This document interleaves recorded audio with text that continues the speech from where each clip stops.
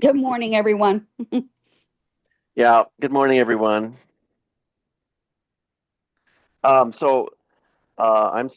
I am a Jungian life coach and the group leader for the therapy group where we read books. This time we're going to do something a little unusual.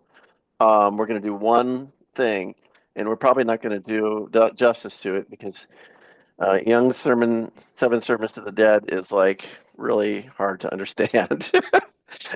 And let me share my screen though, and let's see if I can get this going. I was wondering if anybody had anything to say about it before I get started because um, I don't know how much I'm going to have to say about it. Well, actually, after I read it, I had to look up for, different reviews of Seven Sermons to That because I did find it hard to understand. But Yeah, I think I've got, like picture of the concept right, at the moment. yeah. I had to do some research for it as well. Anybody else? Well, can you hear me? Hmm.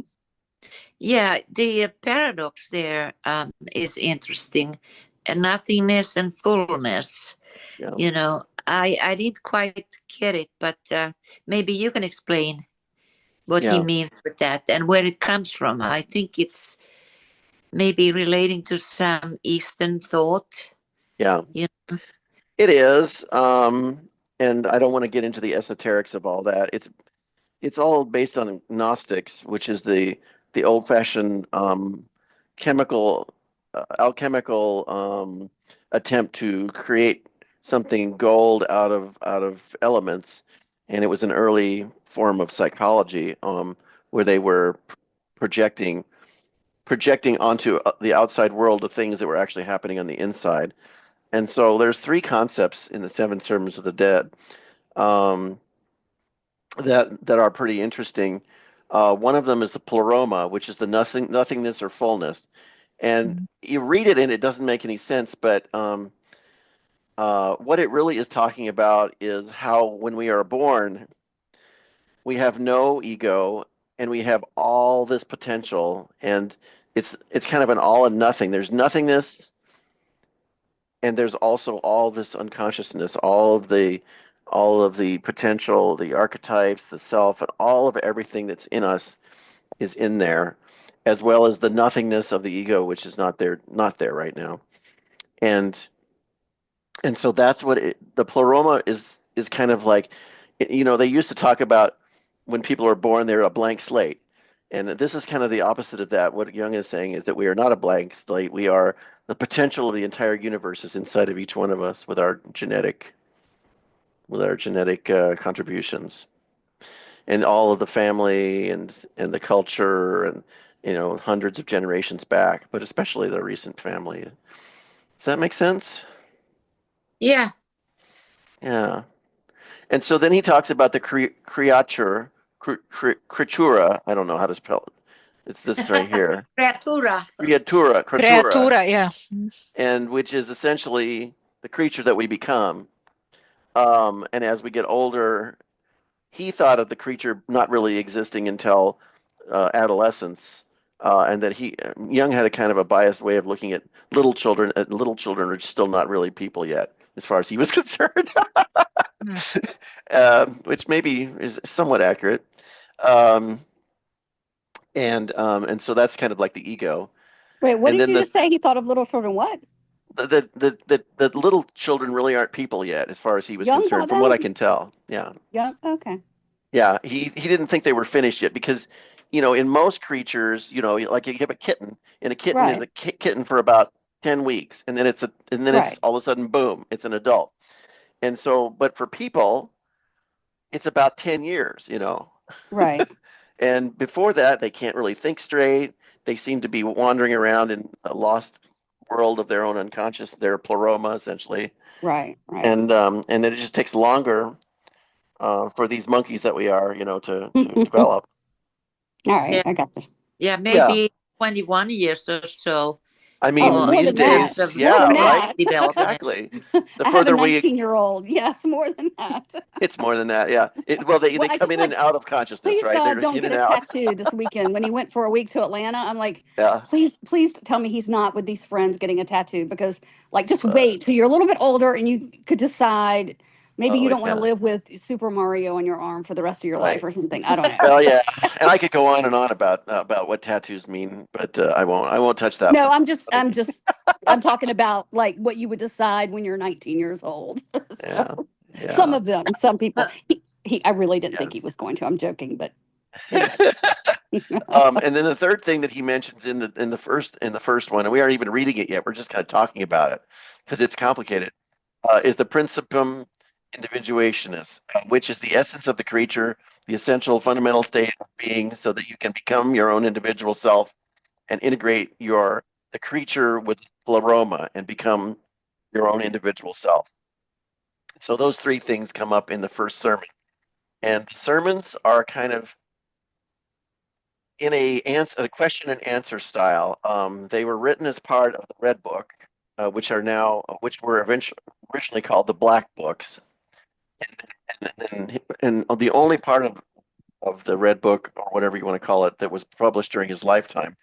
He secretly self-published the Seven Sermons to the Dead to his friends, and then eventually it just got out. And in 1962, around the time he died, it was published fully.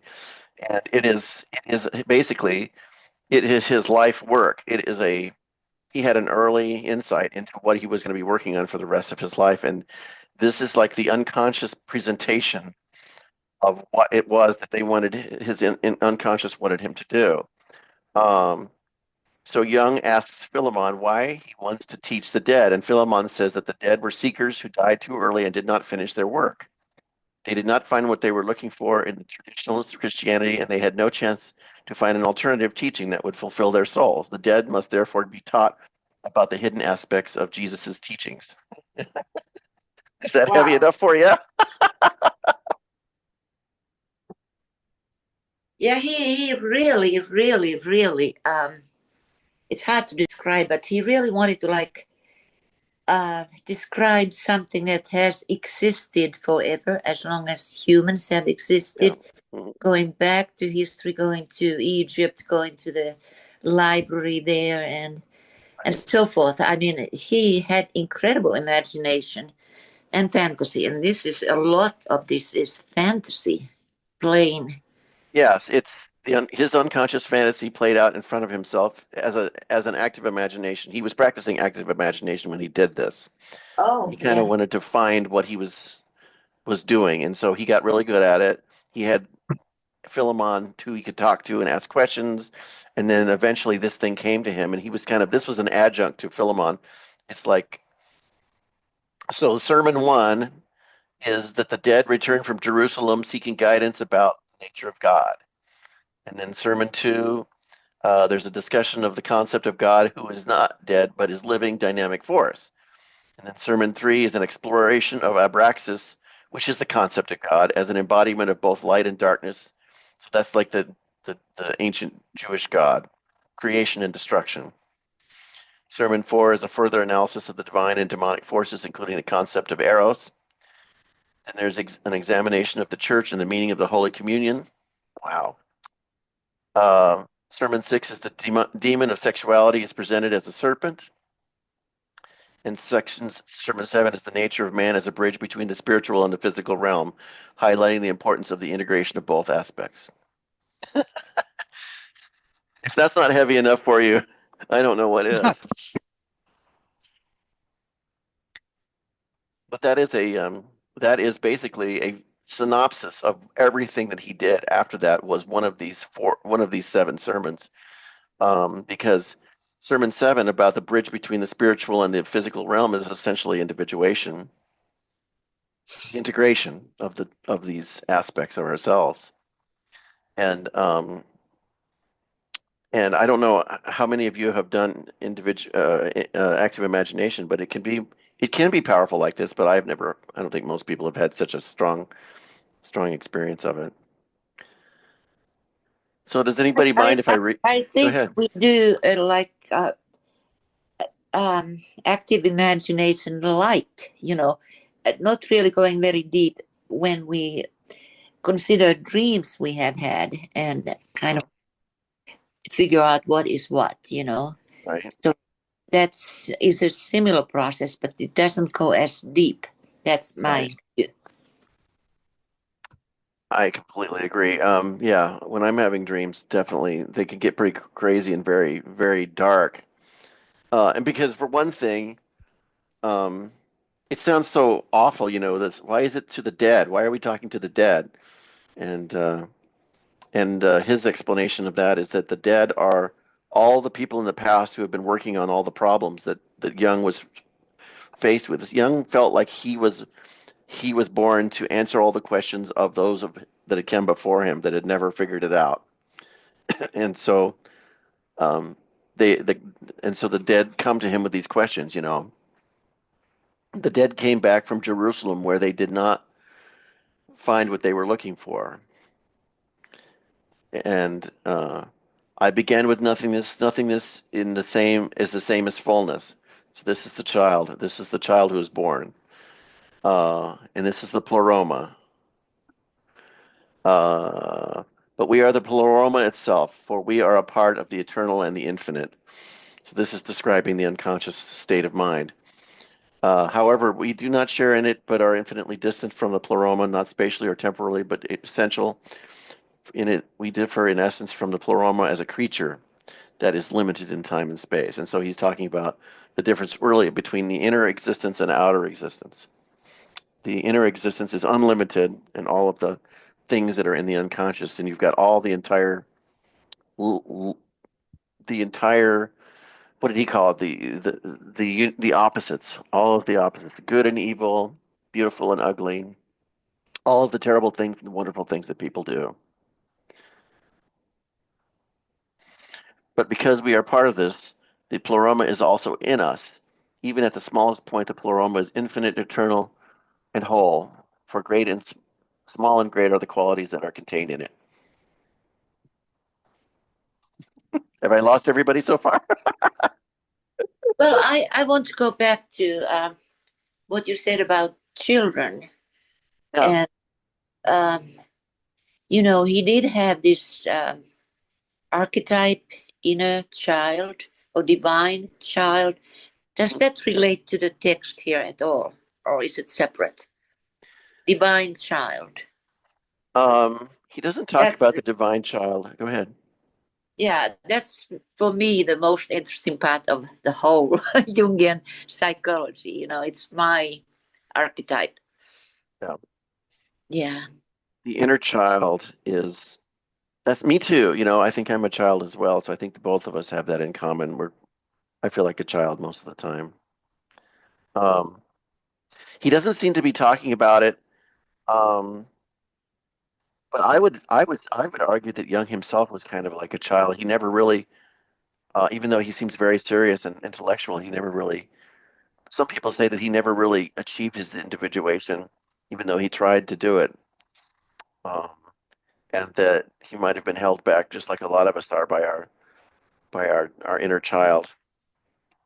I don't know. That's a really good question.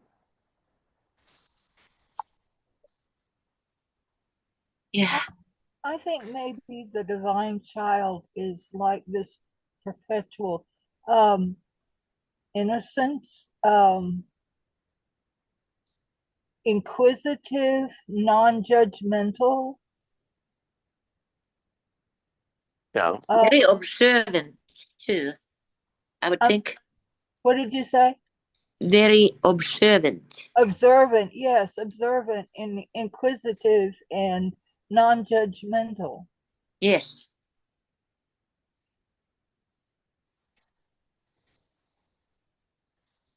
And I think that when one reaches individuation, one is in that space. And is ever forgiving because you understand, and even what you don't understand you have compassion for. Hmm. Yeah. Makes sense. Yeah. Well, he talks about how we become, and individuation is one of the main ideas behind all the seven sermons of the dead. And so Jung talks later on about the early parts of our lives, which he thinks he's always a big picture thinker. And the big picture that Jung thinks of as people is that first we're born and we're not really people yet. And then when we reach adolescence, we start becoming people and we start needing to do the things that young people do, like having relationships with other people and getting a job and babies and things like that. And so I think a lot of people in that stage of their life are activated by their inner child. And so that's the first half of life, really.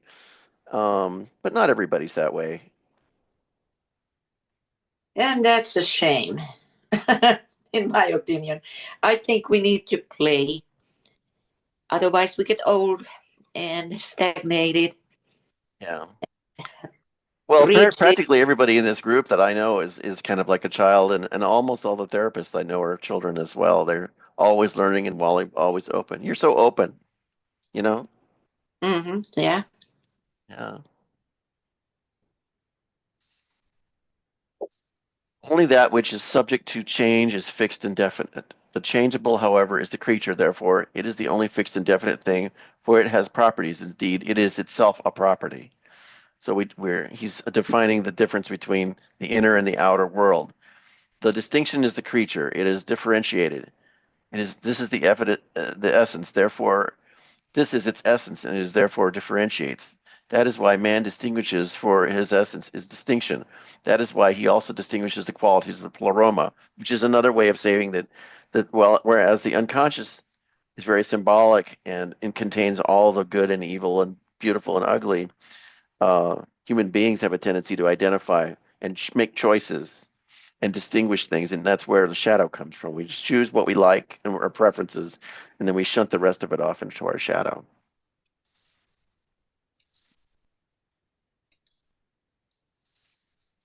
So what if you examine the shadow?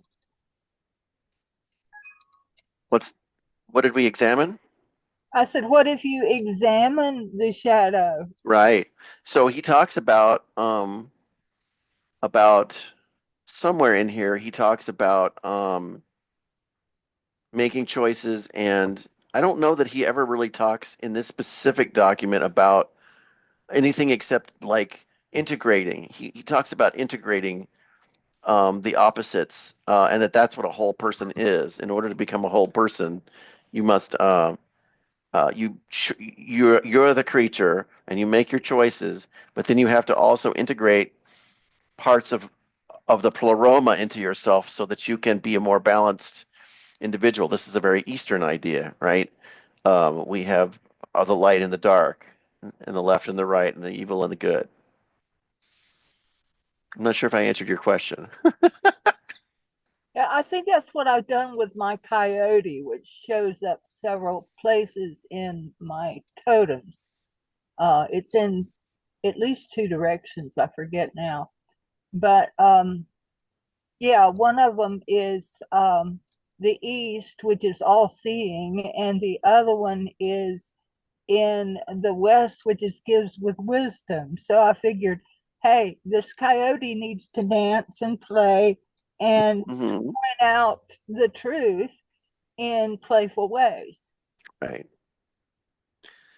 He talks about here. I'm in the first part of the sermon for now. He talks about the fact that if we do not distinguish, then we go beyond our essence, beyond the creature, and we fall into an indistinction, which is the other characteristics of the pleroma. We fall into the pleroma itself, and we give up being a creature. We fall into dissolution and nothingness. This is what he found when he was when he was dealing with children, or when he was dealing with very primitive cultures that he had encountered. He would discover that most of the individuals, these people, did not seem to have any individuality at all. They seemed to be 100% nothingness or everything. They were all just kind of living in their unconscious. This is what happens when somebody has an ego inflation and all of a sudden become possessed with their unconsciousness. with their unconscious self. They lose their distinctiveness and become kind of everything and nothing all at once.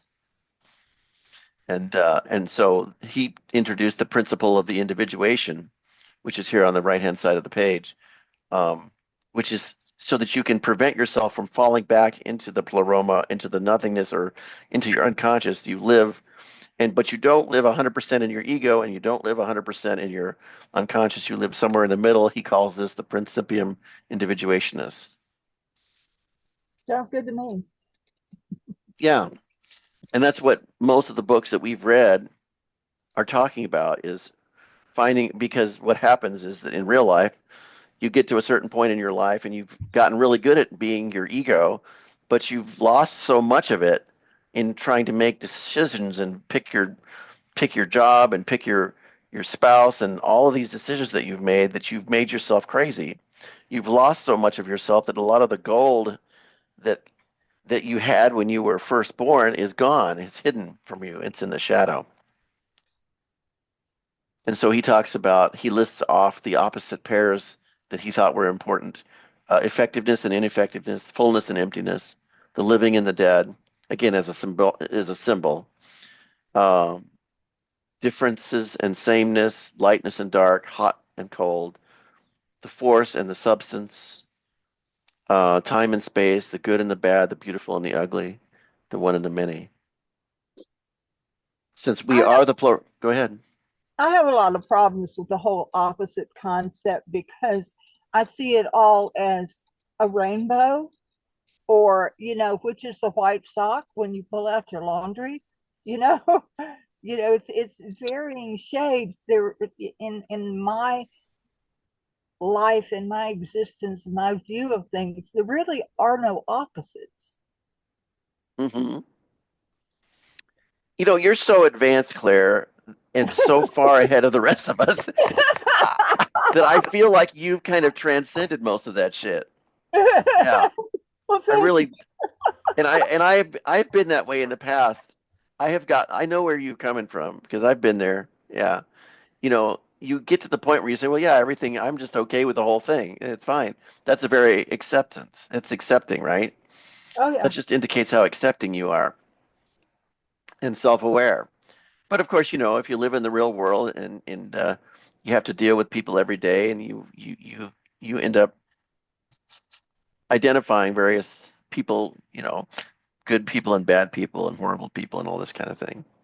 Well, it's why I live on the edge of the woods, looking into the woods, away from everybody, and I choose my family, friends, etc., very wisely. I just, the gregarious hermit enjoys the Mm-hmm. company of the people who grok her. Yes. Yeah. Yeah, and I think not everybody groks you. This is true. Um, but I do. I definitely get it. Yeah. Thank you. Well, I do have trouble in extending any compassion towards certain people. I live in New Orleans. We had this terrible, terrible Yeah. terrorist event, and I was actually staying in the French Quarter, and I thought it was very close to me.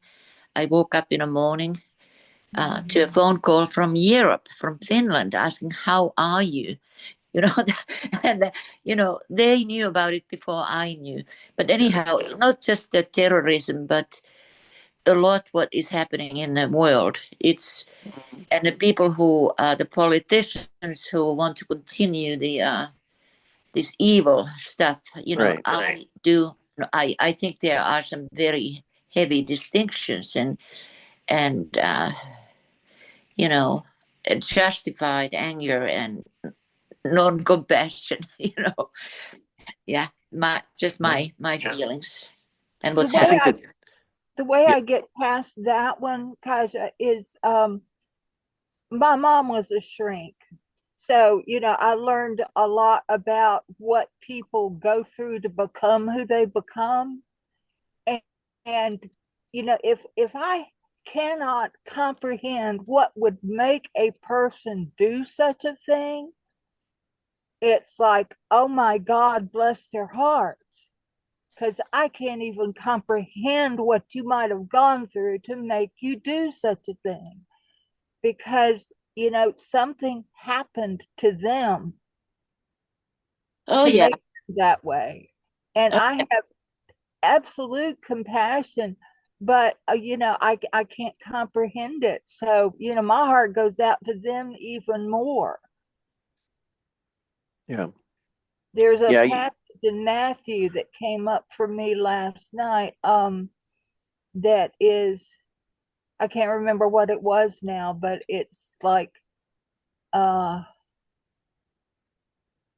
pray for them who. yeah. I think I have the whole idea about, loving your enemy and turning your other cheek. And, you know, I don't want to take it literally, I think we need to seek understanding as communities, Mhm. you know. Yes, Oh, This yes, is it right here. It's Matthew 5:44. If people want to give you pain, pray for them. Pray for God that God will help them. But I tell you, yeah, love your enemies and pray for those who persecute you. yes, It's hard to do. very hard to do. yeah. Most of the adult things are hard to do, I tell you. I Yeah. just sent something to the group that a friend and I were just discussing. There was a child here that went missing the other day, and the more we learned about the situation, it was teenager. I think he was 17. And the more we learned about, everything, there's always something there. So, like what you're saying, if you go back far enough, you'll usually figure out why somebody's done something, even if, of course, you don't condone it. But, Claire, what you just said is wonderful. I think that if you can't comprehend why they would do it, my God, what must you have gone through that would make you do that? Right. It Yeah. a heartache to think, and since I'm a Reiki master, I just send Reiki as accepted, as appropriate, which means when accepted, um, and just let it go because it's not mine, you know. Right. So Yeah. your heart, and I pray for you and I let you go. I think Yeah, I put this a up lot here. of My people, best friend and I reached a level of gossip where yeah. we don't judge people anymore. We analyze their childhood traumas that might cause their questionable behavior. There Yeah, you go. very good. Do you believe in evil? Um, that's a tough one. I've been uh uh I've been looking at Lucifer a lot lately because it's like my last door, you know. Um, and being thrown out of heaven and being the angel of light thrown out of heaven, bless his heart. What in the world did he go through? So evil is born of pain. And Hmm. you know, Right. it's not really evil. It's in it's misdirection. It's trying to figure it out. That's always what it is. When somebody has gone through hell as a child, then they spend their life trying to figure it out. And I can't help but think that that's what Lucifer must be doing, and bless his heart. Well, But I ain't going there. I'm not gonna sit there and hold him because I don't trust Yeah. him. right. Right. Hey, I watched the Bud Harris lecture on evil a few weeks ago, and I watched it twice, and we'll watch it again because it's really good lecture. I just left the link for anybody that might want to Oh, please do. see I it. Yeah, love can it. you send that link? That'd be great. Yeah, Yeah. I put it in chat. Okay, let me see if I can find that. Hold on a second. Mm. It's really good, Okay. and he is explicit in saying that evil does exist, Okay. as separate force, so to speak. Yeah, I think I'll read that afterwards. I wanted Oh, to answer your question since you did ask a question about good and evil. Um, luckily we're right on the page. I love the synchronicity of this group because we're on the page that talks about this. Since we are the pleroma itself, we are also have all the qualities in us. Since the ground of our being is distinction, we have the qualities in the name and the sign of distinction, which means, first of all, that the attributes are distinct and separate from in us. Therefore, we do not cancel each other out, but are effective. That is why we are the victims of the pairs of opposites. The pleroma is torn apart in us. Secondly, the qualities being to the pleroma, and we can and should possess or live them only in the name and sign of distinction. We are to distinguish ourselves from the qualities. They cancel themselves out in the pleroma, but not in us, which is another way of saying that there's bad people and good people. Distinction from them redeems. When we strive for the good or the beautiful, we forget our essence, which is distinction, and we fall prey to the qualities of the pleroma, which are the pairs of opposites. We strive to attain the good and the beautiful, but at the same time, we also grasp the evil and the ugly. For in the pleroma, they are one with the good and the beautiful. If, however, we remain true to our nature, namely to distinction, then we distinguish ourselves from the good and the beautiful, and therefore also the evil and the ugly, and we do not fall into the pleroma. So I don't know. I don't know if that answers your question, but it just kind of talks about how each person kind of chooses their own, their own part of distinctiveness and goodness and badness. Hmm. Yeah. You can see that he's flying about 10,000 or 20,000 feet above the whole issue, right? Especially since this is an active imagination, so it's very close to his unconscious. He's sitting there getting a lecture from his unconscious mind, and it's talking about as you said, the larger issues of human beings and, where we come from and how God used to be a big evil, embody both good and evil, and now it doesn't. And it's a big picture. If you read his answer to Job, it's the same kind of huge questions that he would try to take on. I think he's about the only author I've ever read that has enough intelligence to be able to bring these kinds of things together and make sense out of the whole thing. It's kind of why he's my hero, is because he can make sense out of something that seems so senseless. Mm-hmm. Yeah. So the first Sermon to the Dead is just talking about the unconscious, which is the pleroma, and the creatures that we become, and how we need to come together as a person to make our decisions and to become ourselves. And that's how he ended up developing his own psychology, was based on this kind of, and it's a very Eastern. If you read into this stuff, you can do a lot of research into this. There's lots of YouTube videos where they talk about all the Eastern thought that goes into some of this stuff. And Recorded.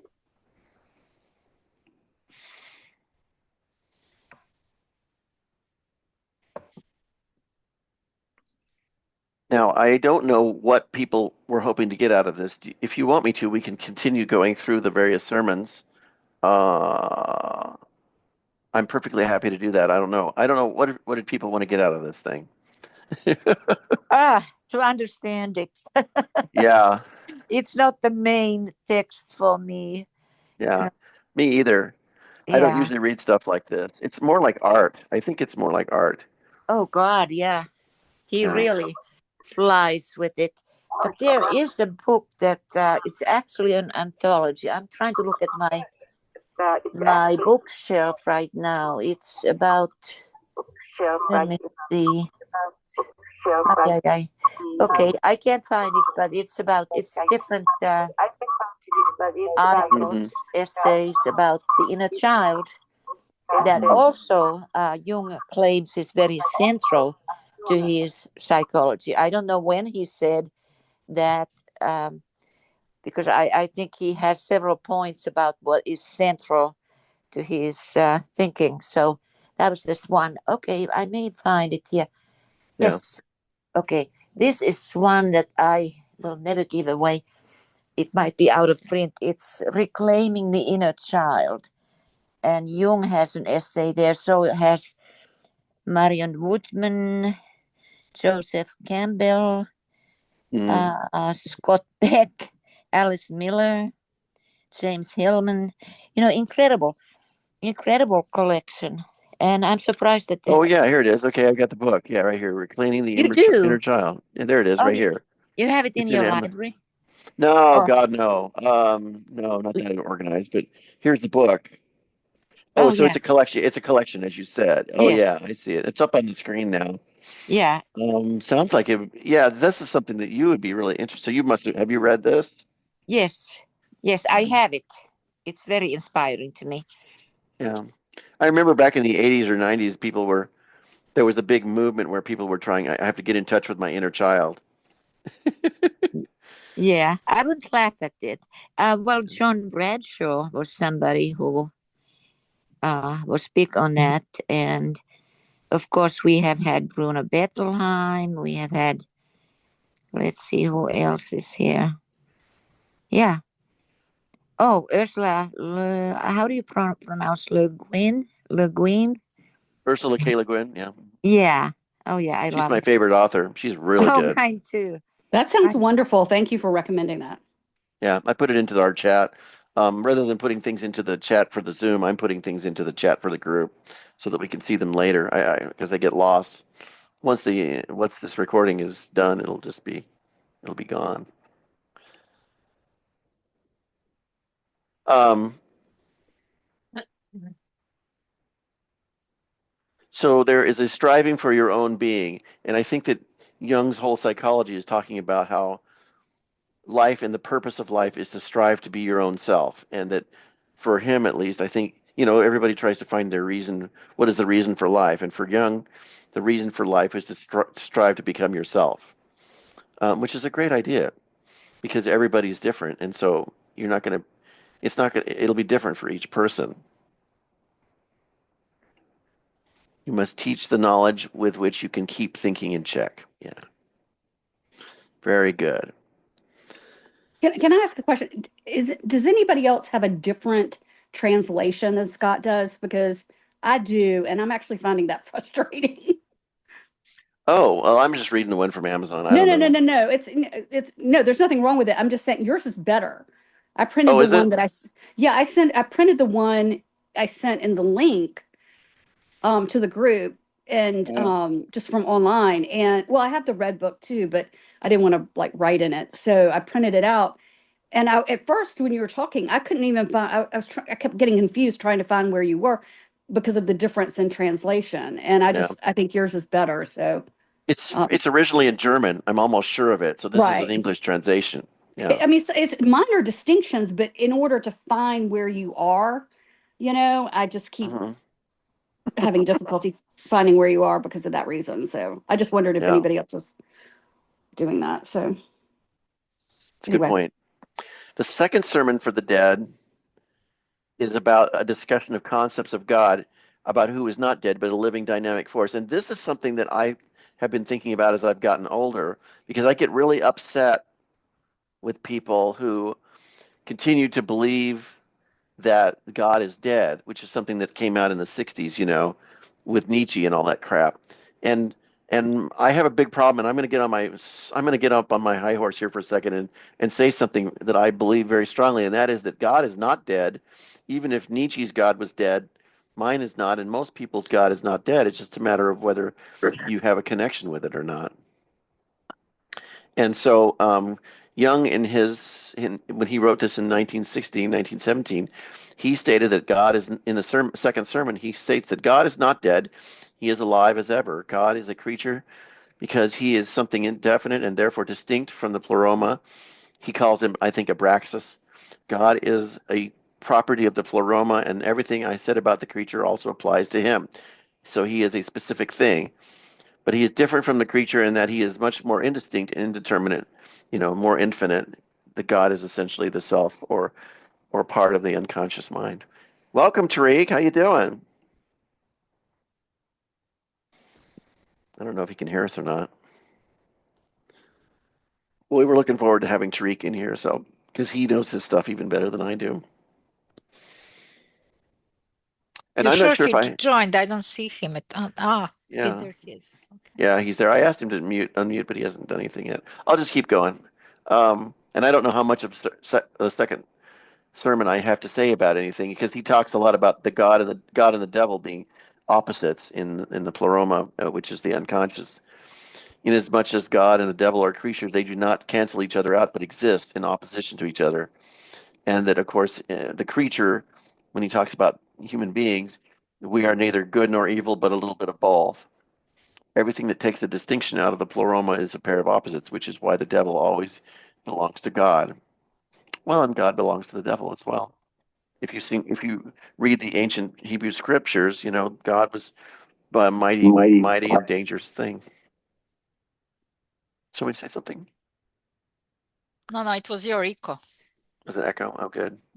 Now I have an echo. Is my shadow talking? So he talks about Abraxas, which I think of as just another word for self, the self or God, the inner self, the personal God. This is the God whom you did not know, for men forgot him. We call him Abraxas, whatever you want to call him. He is even more indeterminate than God and the devil. He distinguishes God from him. I don't know if I can really make any sense out of this, because I've never heard anything about Abraxas ever since then. So I don't really know what to make of this, other than just to say that there's an inner God, and I'm not sure how Abraxas is different than inner God. This might be just part of his active imagination for his own personal self. Hi, Tariq. There you are. Can you Hello. hear us? Can you hear us okay? Excuse me. Yes, almost. Yes. Almost, yeah. Yeah, I know sometimes you have difficulty. Are you still where you were before, or have you moved? No, you can hear me, right? Yeah, I can hear you okay. Okay. Yeah. Now I'm still where I am. That's Thank great. you. Thank you. And I'm very happy to rejoin. I really, really miss these meetings. Yeah, me too. We missed Yeah, you too, Tarek. yeah, a lot of people missed you. Thank you very much. Now, just about Abraxas is, like you said, is not the name what's important. It's the descriptions really, really matter, And so please go ahead, and I will add something. Yeah. Well, I think that Abraxas is, to me, Abraxas, and I'm going to get this wrong because there's no way to be right about this, but to me, Abraxas is basically the Hebrew God, because or even earlier than that, maybe more the Sumerian God, which is both good and evil. So he's more than the God and more than devil. He's both. The ancient gods tended to be forces of nature that flooded things and killed people and threw people off cliffs, and weather and all the violence of nature. So that, to me, is what Abraxas is, but I'm not sure what he meant, because he's dead. We can't ask him. But I'm sure that someone has a video somewhere that can explain Abraxas better than me. Yes, I think what Jung means is the whole, there is a place for Abraxas and the whole say map of the seven sermons, And he started with the pleroma, which we cannot talk about because it's pointless. Right. And then Abraxas, which is something we can talk about. I think probably you have read these parts, but it is basically effectiveness, both fullness and emptiness, right? Right. So yes, we did. He is life. I wouldn't say he is self, and it's pointless to say, "Oh, we need to be Abraxas." No, for me, to be honest, let me start with this. I think the point of the Sermon of the Dead is it's almost like adulthood, spiritual adulthood. You leave the childhood beliefs, the innocence, the unconsciousness, and now you are face to face with life.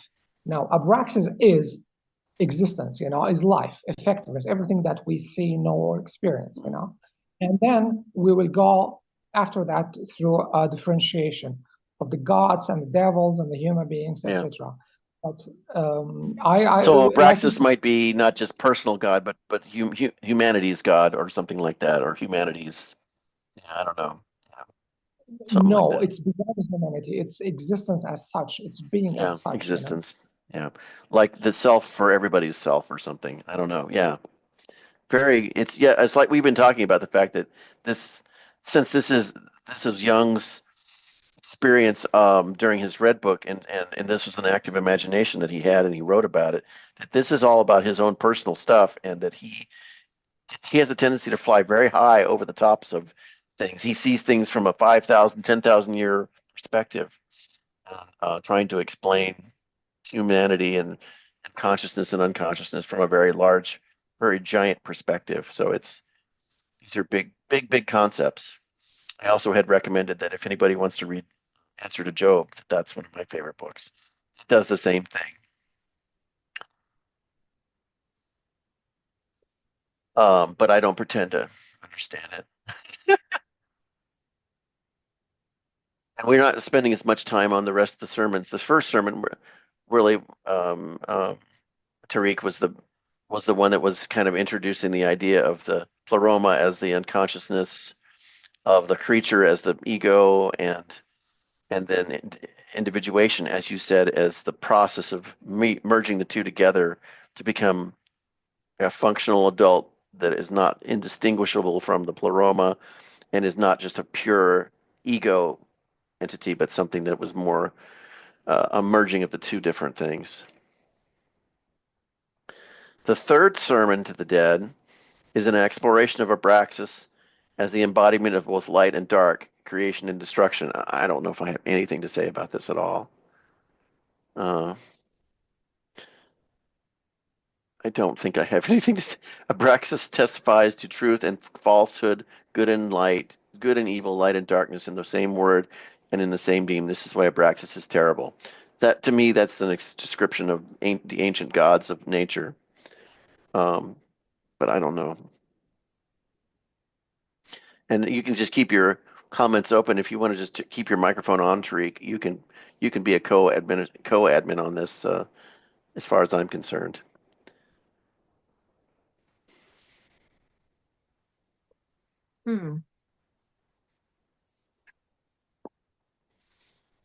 Sermon 4 is a further analysis of the divine and demonic forces, including the concept of eros. Now, eros is something we should probably look into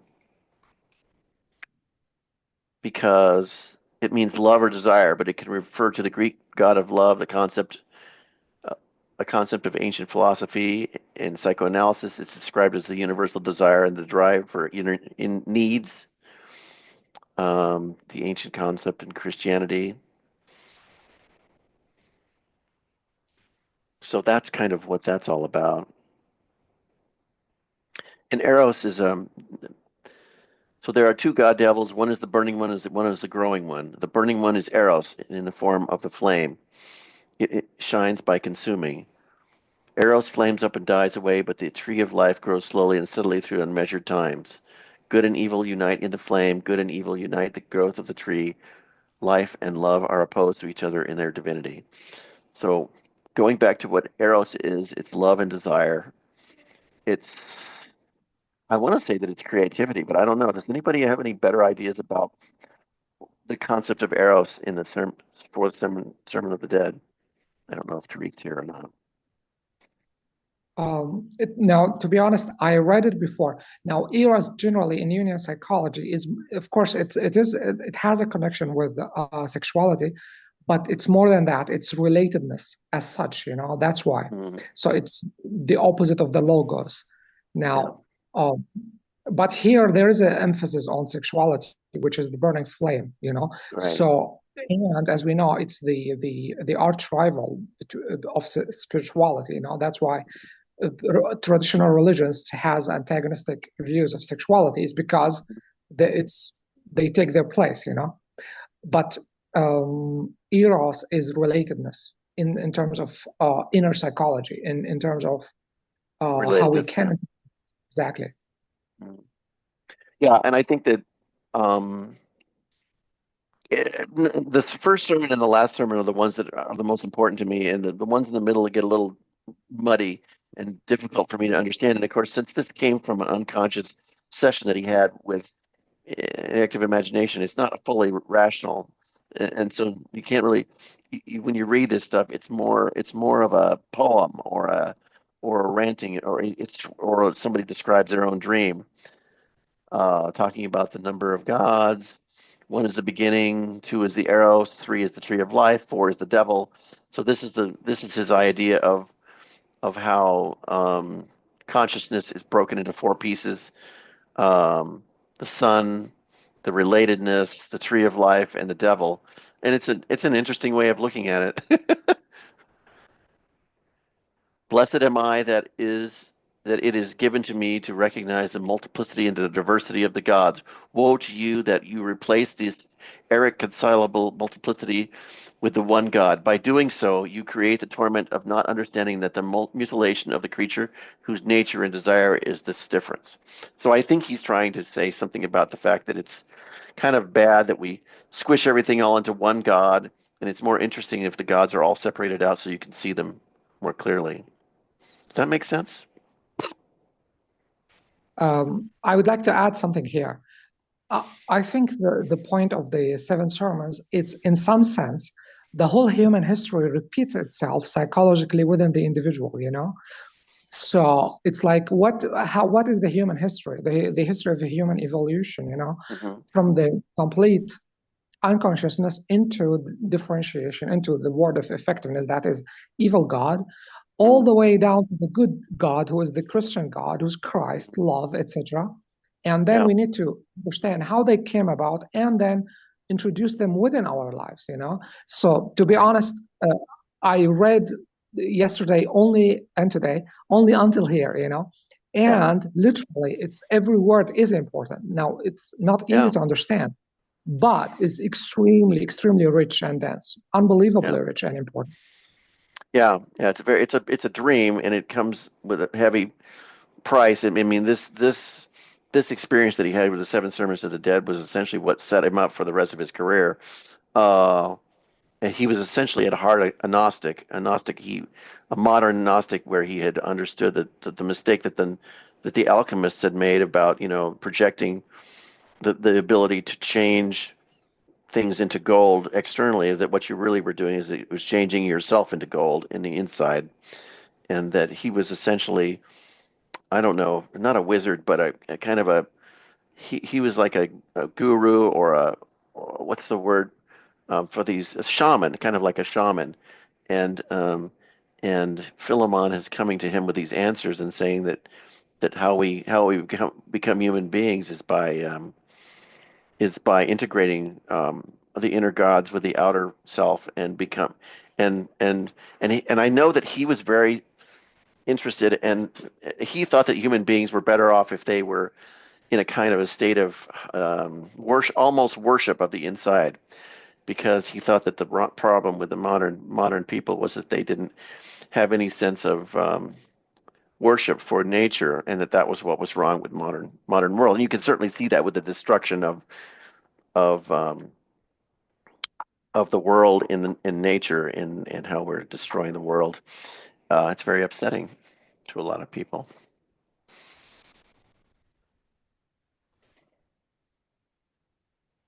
I love this.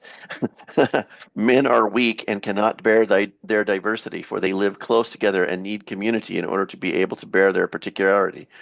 For the sake of salvation, I teach you the reprobate, for whose sake I was rejected. Well, I will certainly agree that men are weak. Human beings are weak. Just as it is not worth thinking about the pleroma, it is not worth worshiping the multiplicity of gods. So, and I don't know, Tariq, what this means to you, but it sounds to me like he's rejecting the worship of multiple gods. That's really interesting. Yes, of course. Now, rejecting them, it's pointless, you know, because the whole point is the individual, you know. As I said, I understand this as an adulthood, so there's no more parents. It's the real problem psychologically is when the state of childhood dependency on the parents transfers usually in adulthood into belief either in God or in society and state, etc., etc. Now, psychologically, the task is to reverse that, to become independent. And then you need to understand what being is. And this is what the Sermon of the Mount, the 7 Sermons to the Dead are about. The whole being, the whole history, what the human beings are. And now that's why it's pointless to worship the multiplicity. They are endless. And Fabulous, because the whole point is the point of belief is no longer valid. Christian belief is the most advanced and the sweetest, the best one. But the problem is the belief, time of belief is up. So we need to arrive at the Christian result, but individually. right, And through the experience, right? Yeah. exactly. And when the alchemists talk about the philosopher's stones or the gold or etc., both of course are synonyms for the self. And Christ is symbol of the self. So basically, we need to go through the whole circle to combine all the opposites, to unite them within ourselves, and then arrive at the Christ within, actually to be Our own one. self, yeah. Yeah, and I want to clarify something because a lot of people say, we want to be the Christ within, but nobody is trying to say that you should be Christ. What he's talking about, I think, is that everyone should be walking the path that Jesus walked, but it's your own individual path. And the process is the same, though. You have your inner self and your outer self, and you try to get them together. And so that's the path that Jesus walked, and he doesn't want you to be Jesus, he wants you to be yourself. But walking the path. Yes, but that's at the initial points, at the initial stages. Now, so at any point in our developments, psychologically and otherwise, we can't claim to understand the whole reality and the whole truth or the whole task. So the same text that's in our hands actually addresses the whole stages, So we can understand it certainly to follow the steps, but then there are still advanced, there are still stages ahead that the text is addressing, to be honest, Yeah. So Well, yeah, here we go. Their Supreme Lord is the Son, is the God Son. And I came to this conclusion too, that the Supreme Lord is the God or Son.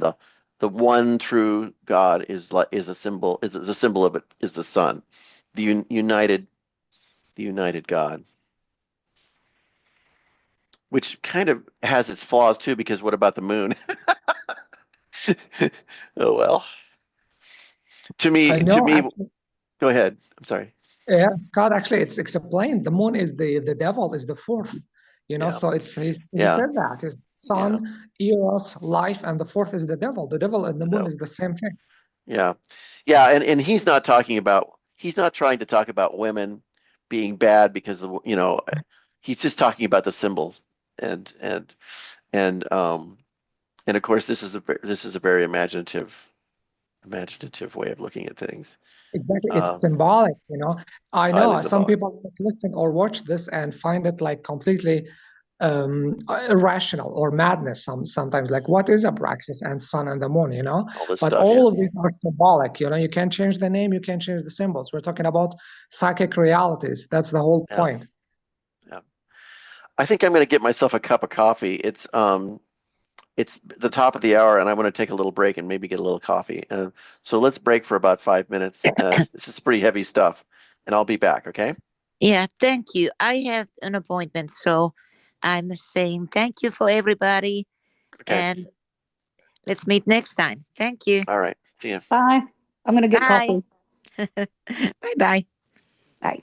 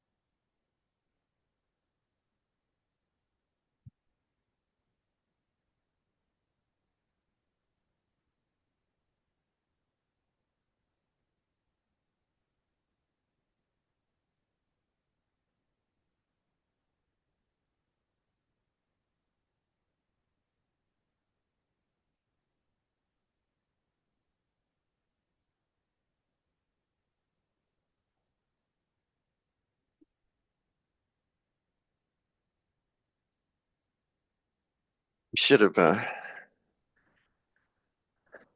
Is everybody still with me?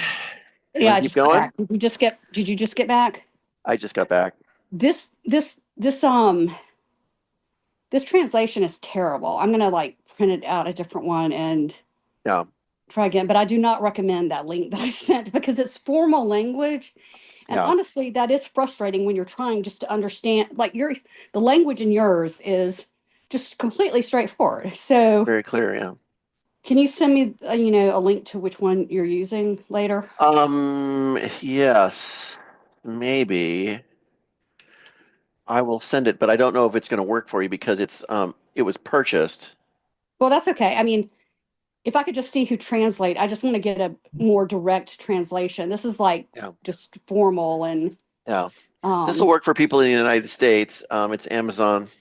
okay. And it's just, I don't know who did it.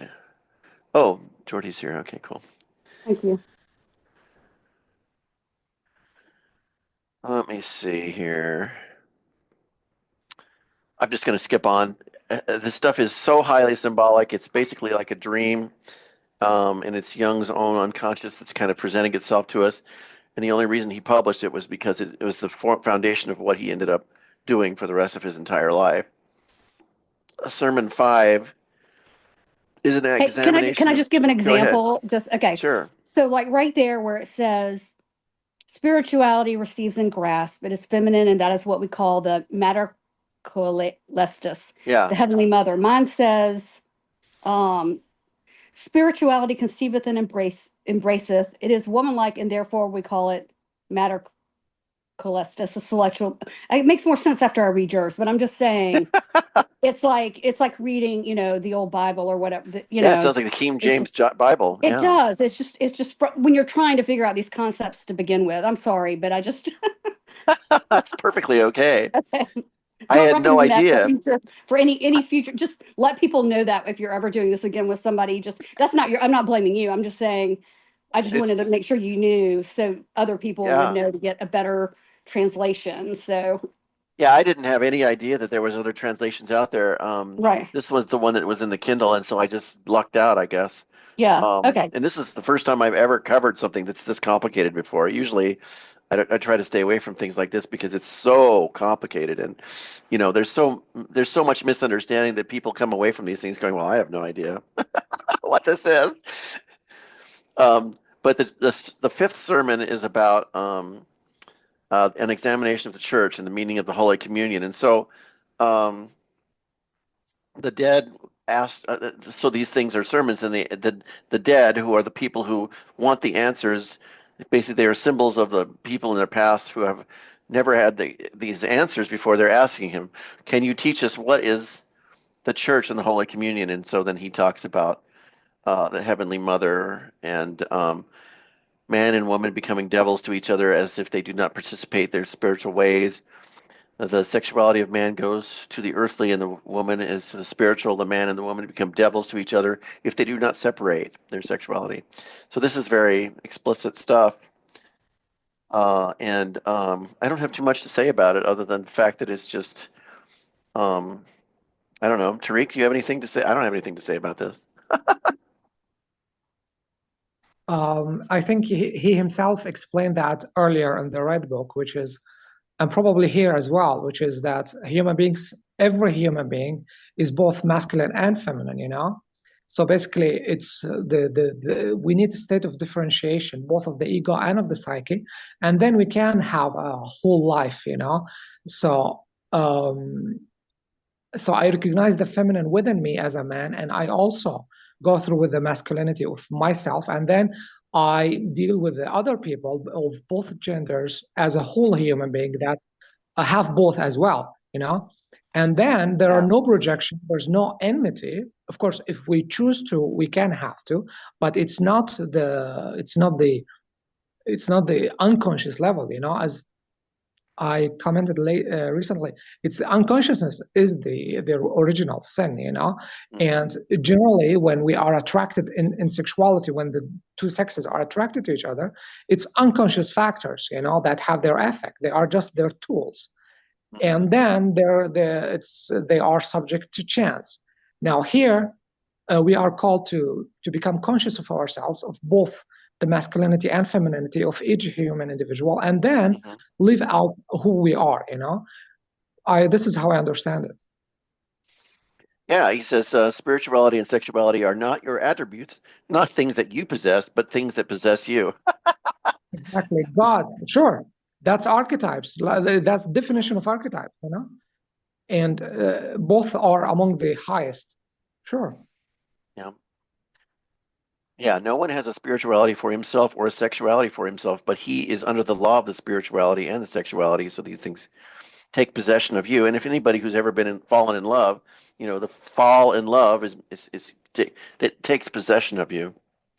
And it's an instinct, and that's part of who we are. And so again, what we have here is Jung explaining things at a very high level.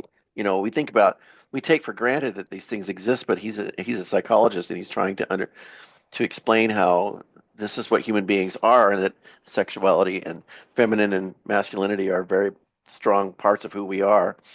And if we're, as you said, Tariq, and you're so much better at this than I am, rather than allowing these things to possess us, we become aware of them, and we can kind of at least have an awareness of what's going on. I know that when I met my wife, I was aware of what was going on because I was already reading Jung by then, and so I went through the process of the conjunctionis with my wife, and was aware of what was going on between us and the various transferences that were happening, and it was a very enlightening experience to be able to go through that without having some knowledge of what's going on, rather than just sort of letting it happen to you and having no idea what's going on.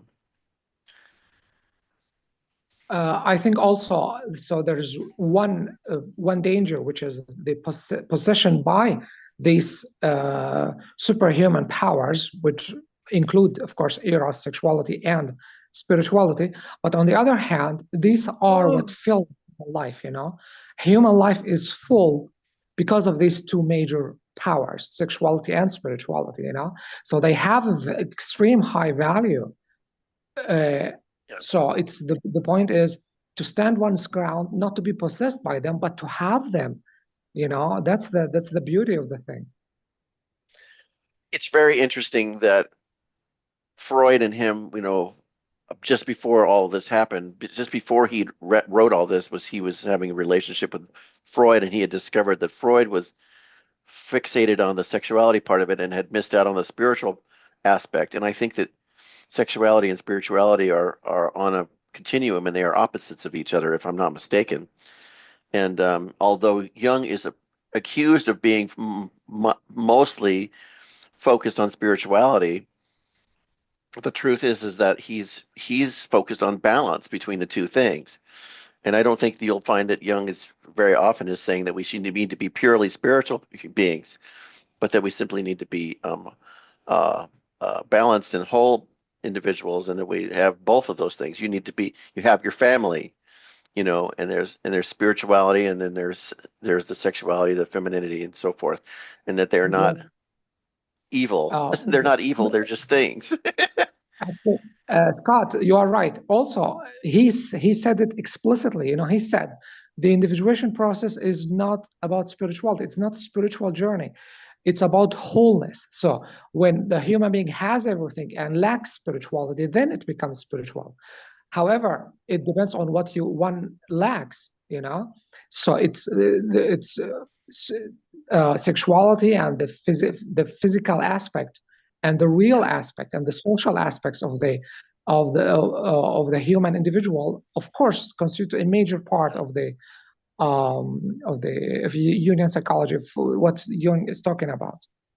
When I do work with my clients, I work with men and women, but a lot of men, and I find that a lot of men, myself included, need to find the balance between sexuality and spirituality, because they get themselves into a relationship with some woman and they have a hard time seeing the woman for who she is. And this has to do with maturity level, of the maturity of the person, or really, Jung would say the maturity of their anima that's inside of them, and how undifferentiated is the feminine part of themselves, and that the more mature a man becomes in terms of his femininity and his ability to understand himself, not just in sexual terms, but in spiritual terms, you can have a much better relationship with women. And that of course, and for women it's different. It's a total different ball of wax, and I would not presume to talk about that. But that this is a big part of what ends up coming into when you're seeing a client. This kind of thing really is it's a big problem. Men have problems with the maturity of their feminine side, and women have problems with the rejection of their bodies, and both men and women have problems with end up having problems with addictions to things that are not spiritual, and you get stuck in substances, foods and drugs and alcohol and extreme politics and stuff like that. It ends up taking the place of this continuum of sexuality and spirituality, and trying to find a balance. And so a lot of people go into therapy trying to work this all out. Go ahead, Jordy. I can see you. You'll need to unmute yourself. There you go. Good morning, afternoon, evening.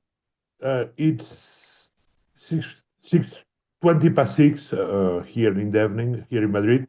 And Happy New Year. I'm happy to be with you. And happy to connect here, perhaps 1 hour too late, and being blasted for the chapter 5 of the Sermon of the Dead. Now, one point is what he doesn't say here.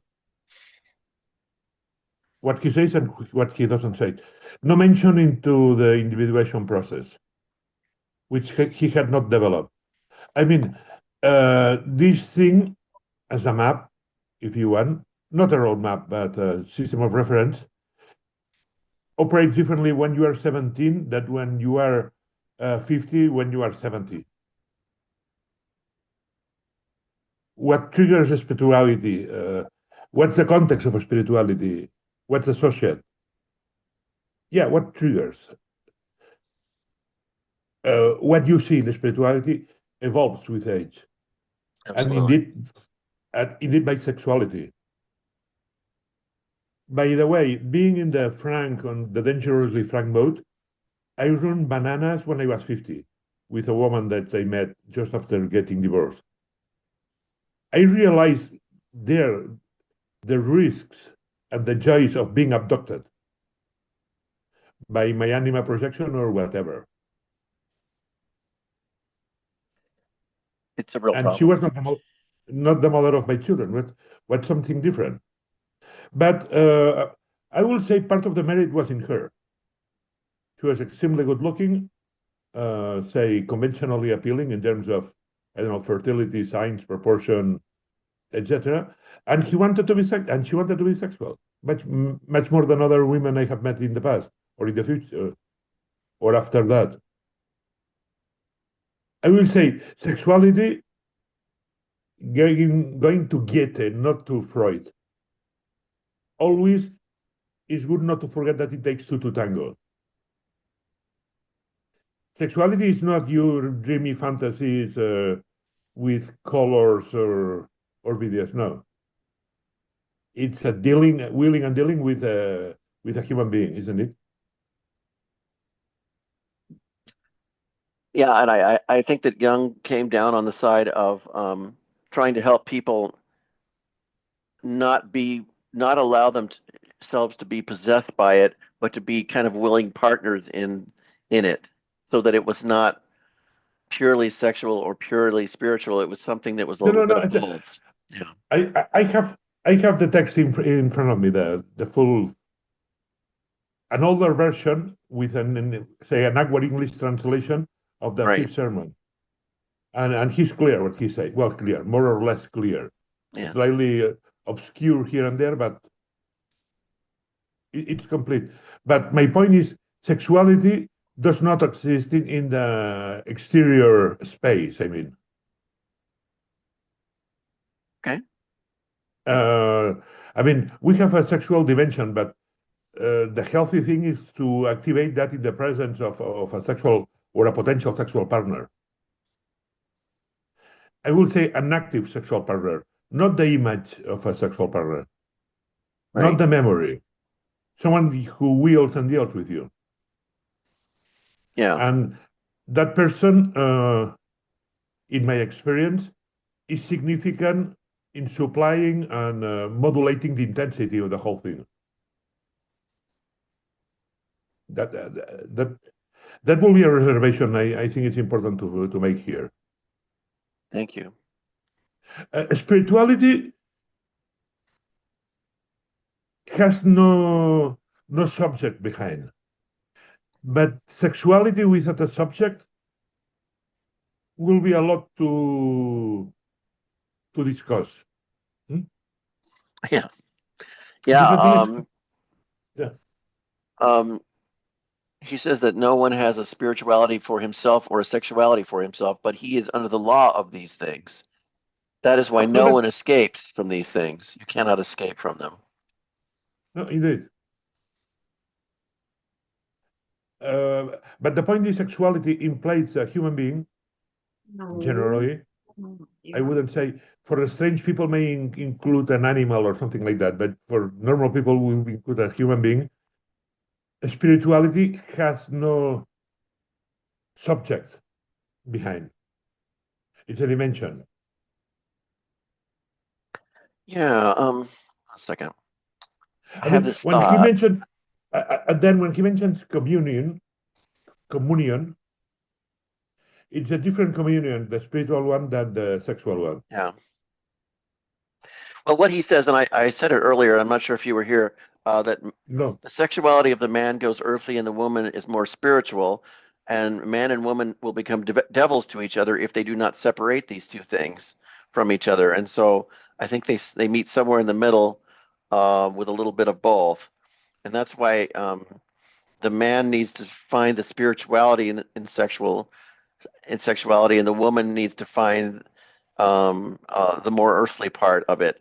And so, and this is very symbolic stuff. It's not, it doesn't necessarily apply to a specific individual, but as a no. symbol, this whole thing is very symbolic. And he's definitely talking about how if you play in your own, if you're playing in your own area and you don't find a balance between the spiritual and the sexual, you end up becoming enemies and demons of each other. And so, and of course, a lot of people come into therapy with a lot of relationship problems or mommy issues or daddy issues because the woman is needs to become more earthly and the man needs to become more spiritual. And that is very common in these kinds of relationship problems.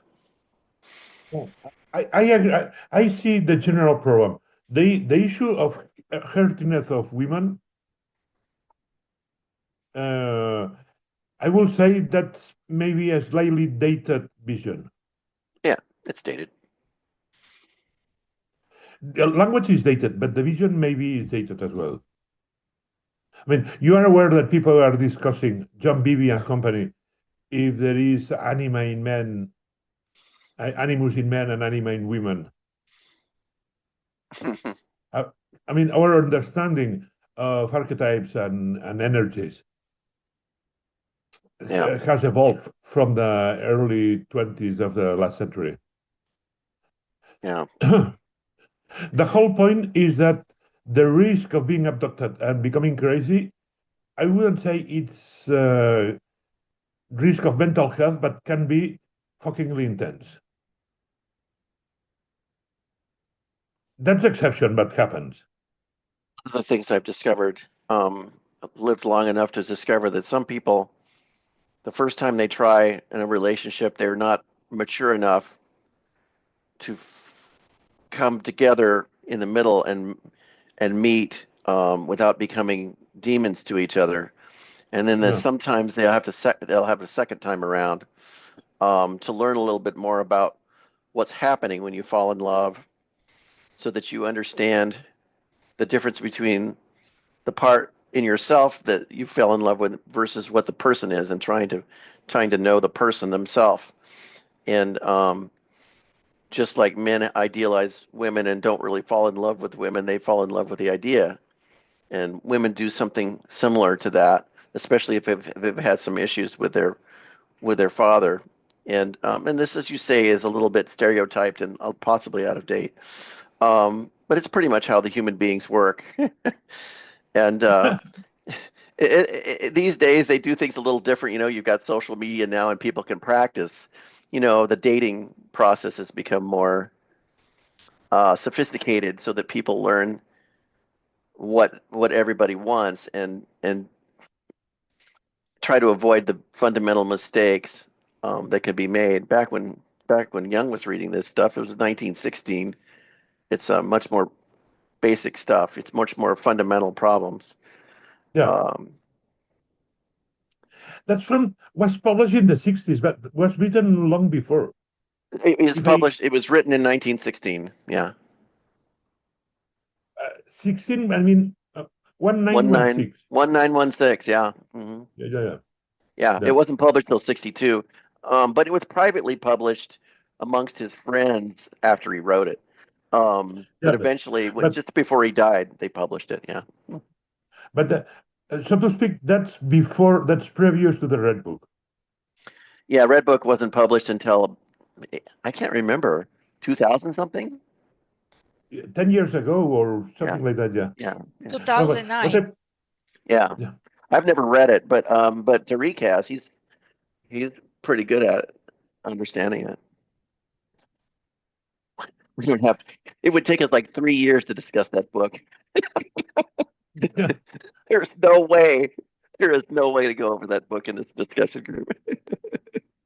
Well, it's a book that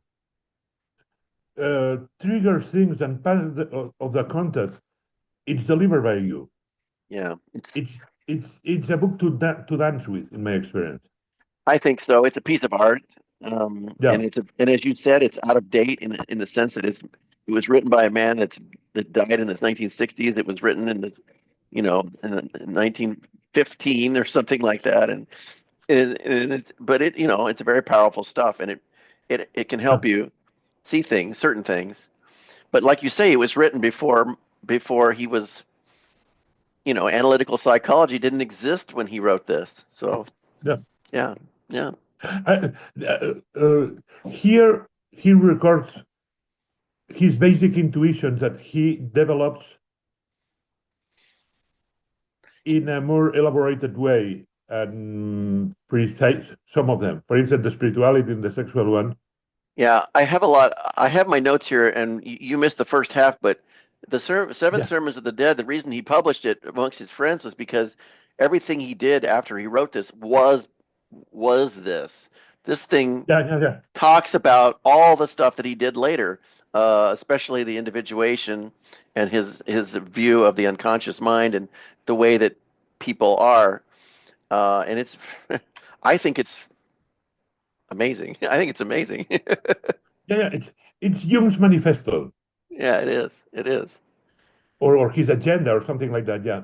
It is his agenda, and it came to him in an unconscious way, and then he spent the rest of his life bringing it into mainstream psychology. And he really wasn't accepted until well after his death. I think it wasn't until the 1980s, that it became cool to study Jung. Back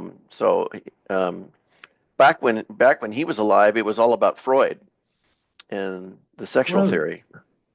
Speaking for myself, in my medical school in the mid-70s, we had two courses, one on medical psychology and another one in psychiatry, which were year-long courses. I don't know how we compare to the US credit system, but say a couple of days a week or something like that for the whole course. And putting together the two, we may have spent a couple of weeks with Jung. Yeah. Not that that's bad. Better than nothing, I guess. No. Well, and maybe 4 weeks with Freud. No more than 4 that. weeks. Yeah. Mm-hmm. Yeah. But I will say we spend half the time with Jung than with Freud. Yeah. Yeah. Well, it's remarkable you spent any time with him, honestly. No. Yeah. Well, there was a tradition in Spain. I will say because of Franco and the German, I wouldn't say Nazi tradition, but some sort of German philia in Spain. And Jung Yeah. was translated and well read. Yeah. I mean, both Freud and Jung were translated before to Spanish than to French. Right. And it was hard to understand. You're an academic, so it's not as hard, but I think it was hard for most people to understand. No, but for instance, if you like art and you have heard about surrealists, Salvador Dali. Salvador Dali had read Freud when he was 17 or 18 years Right. old. Yeah. Because he was translated, and he was a clever fellow. And he used that to bullshit his way through the French group, which were not during the Surrealist Manifesto, things like that. Yeah. He knew who he was talking about. And he had, when he was at the art school in Madrid, he was sitting with medical students, and the hot thing in the late 10s, early 20s in the world was Freud. So he was exposed and used that to his, competitive advantage or to his political advantage. And it's good. I know we're getting a little off track here, but it's good to keep in mind that Jung is just an extension of Freud. Freud started off understanding that you needed to get into the unconscious of your client, and then Jung said, "Okay, that's fine, but we need to find a little Eastern balance here to kind of to keep from fixating on one side or the other and try to." And so Jung was a little bit more, I don't know, Eastern influence on Western psychology.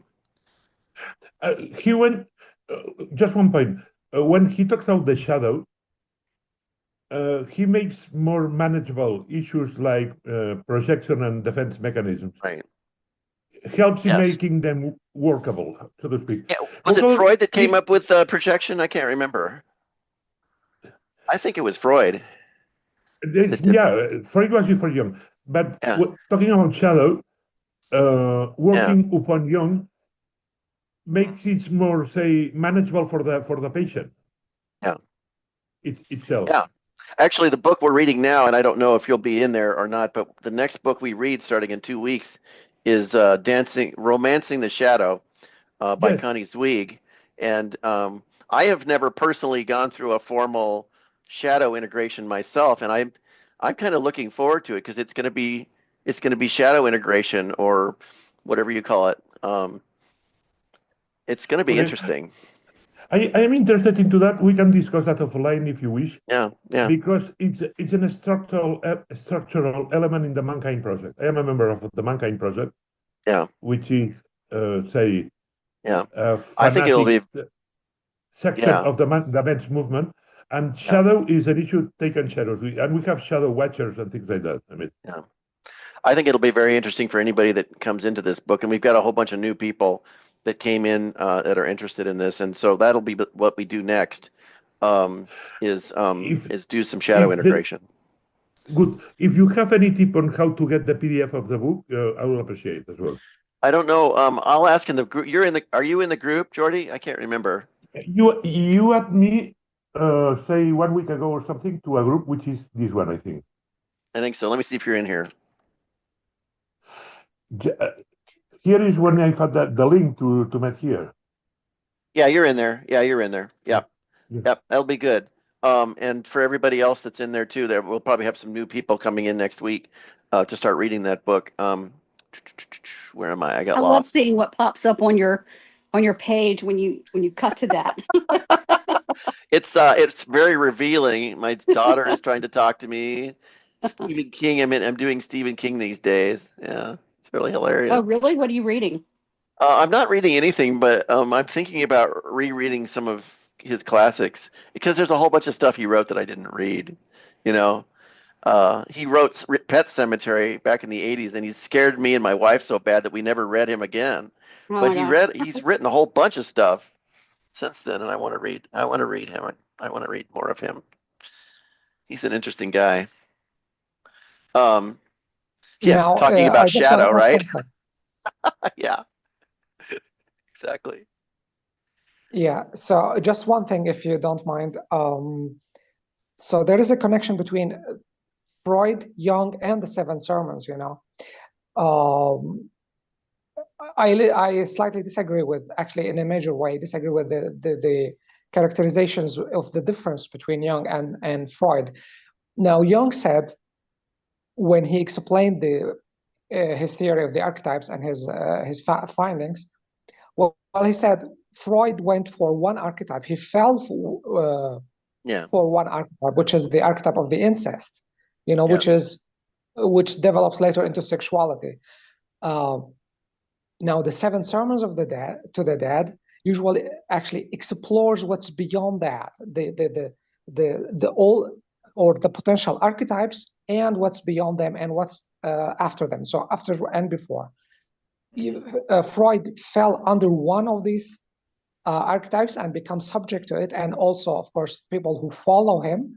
And if, like every ideology, all ideals, actually, as Nietzsche said, all ideals brand reality, and then everybody, if one chooses one school of thought or one method of life, so to speak, to follow, it's a million times easier, you know. So Jordi said, well, it's easier to follow a Freudian school or Freudian therapy.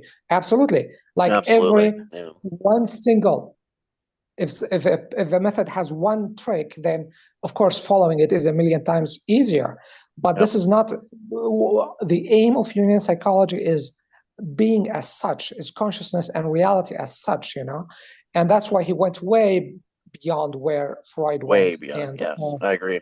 And this exploration is actually expressed in this Seven Sermons to the Dead, you know? Yeah, it is.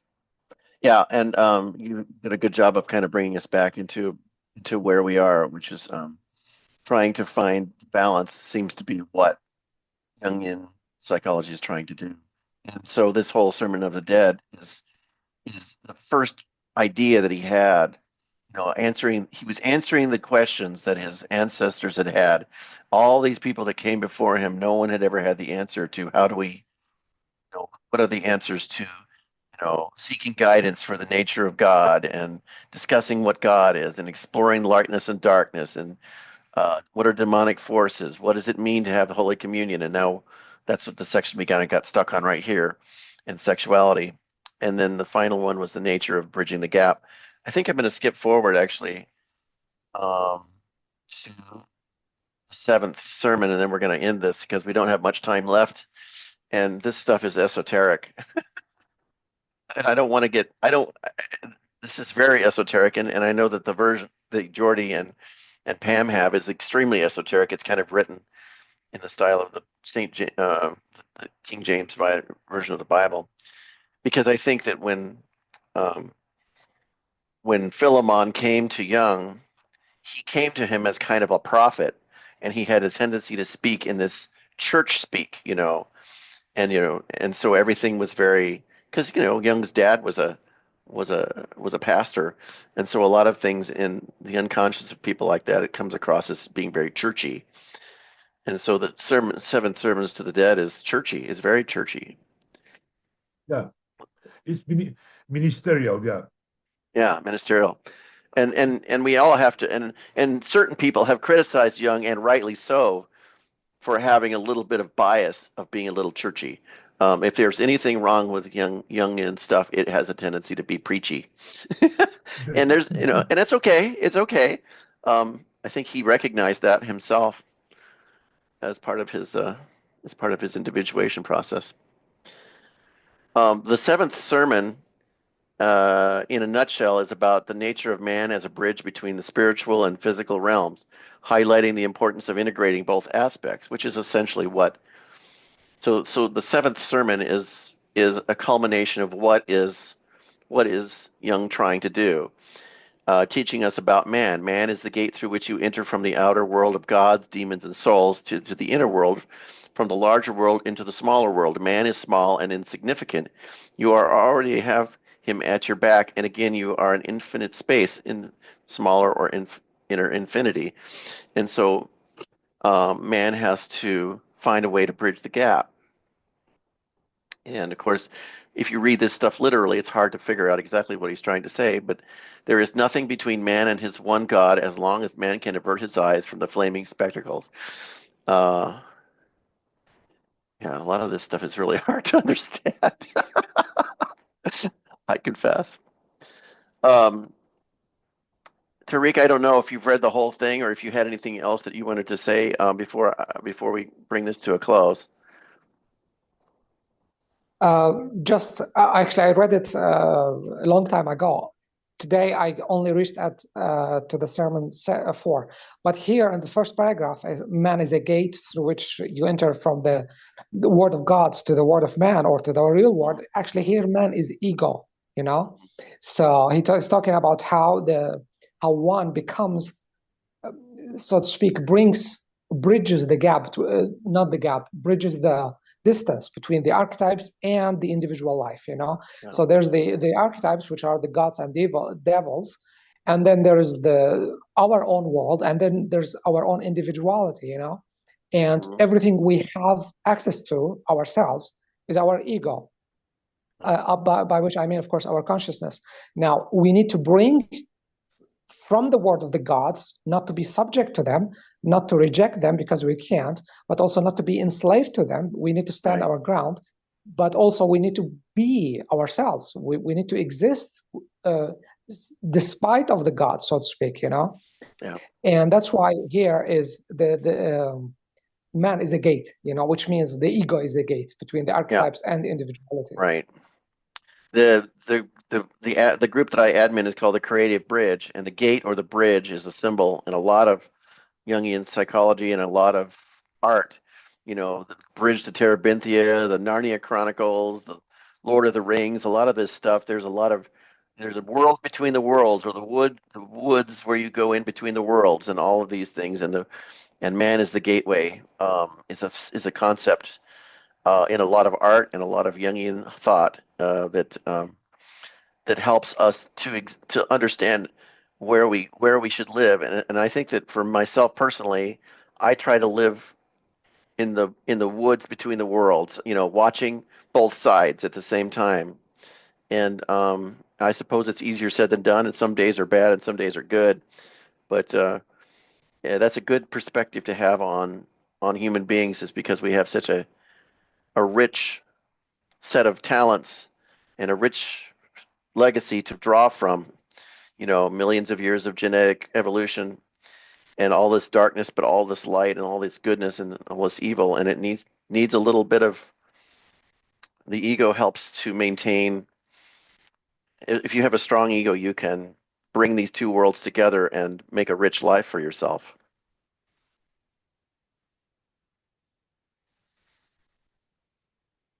And that was pretty much all I had to say.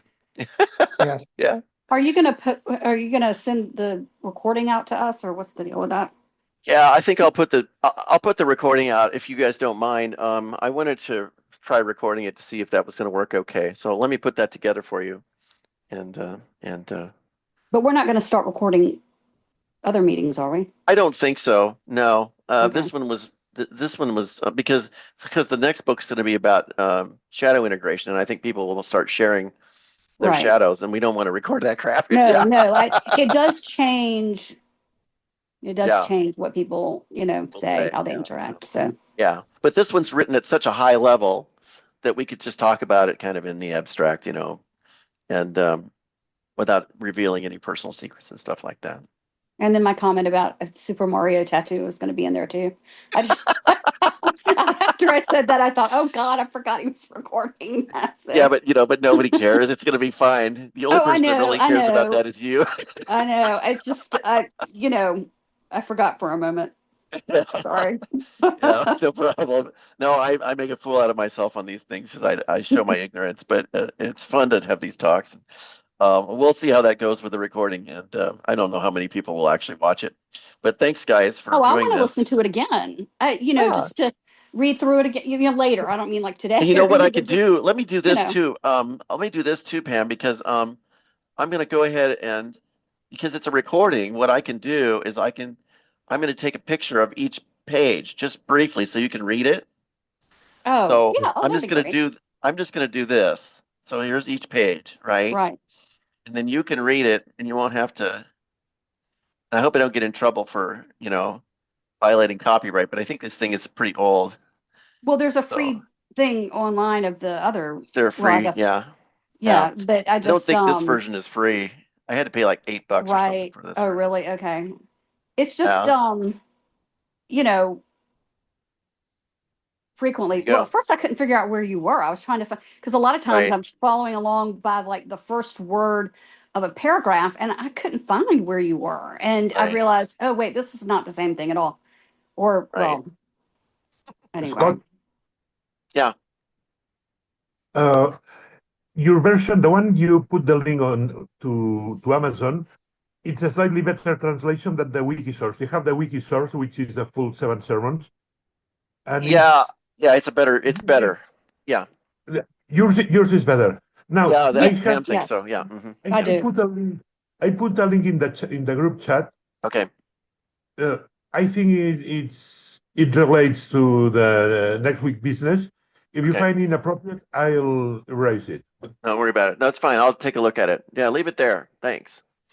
And thank you, everyone. I appreciate you coming to listen. Thanks for Louisa for coming in. I know you were a little late, and Valerie, it's great to have you here. And everybody else, Tariq, you are. Without you, we would be lost sometimes, I think, because you understand this better than I do. So I appreciate you. And Pam, thanks a lot for all of your comments. I really appreciate it. Jordy as well. Thank you, everyone. Guys, have a good week. See you in 2 Thank weeks, you. right? All right. Yep. Yep. Bye. Bye. Bye.